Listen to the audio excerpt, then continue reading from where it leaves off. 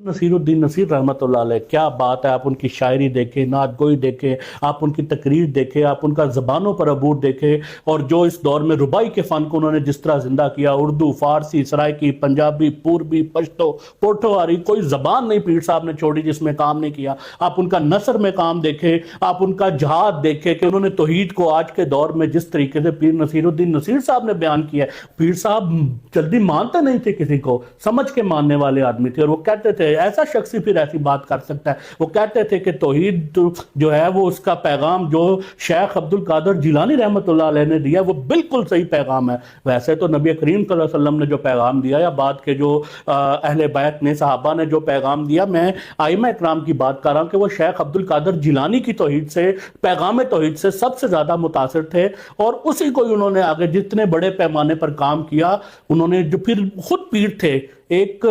بڑے جید پیر تھے، لیکن وہ سیدھا سیدھا بول جاتے ہوتے تھے کہ ہمارے پاس کچھ نہیں ہے، ہم حاجت روا نہیں ہے، ہم مشکل کشا نہیں ہے۔ اللہ رسول کا وہ ادارہ، اور توحید یہی ہے کہ اللہ کے گھر پہ جاؤ، اللہ کے جا کے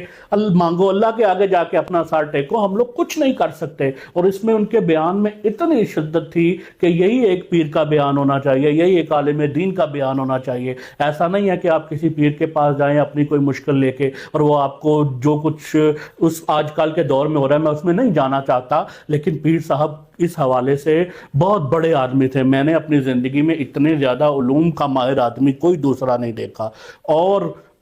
جو ان کے اندر جلال و جمال تھا۔ میں نے ایک دفعہ پیچھے ایک ویڈیو میں بتایا کہ میری پیر صاحب سے ایک کی ملاقات ہے، اور وہ بھی ایک آئی کانٹیکٹ ہے۔ خواجہ غلام قطب الدین فریدی صاحب کے ہاں محفل میں وہ آئے تھے، تو میں بھی گیا ہوا تھا، وہاں پیر صاحب کی صدارت میں مشاعرہ تھا، تو پیر صاحب نے کیا بات ہے، میں اس ایک آئی کانٹیکٹ جو میرا ان کے ساتھ ہوا ہے، میں اس کو ہی نہیں کبھی بھلا پایا، اور مجھے ان سے بڑی عقیدت ہے، بہت محبت ہے۔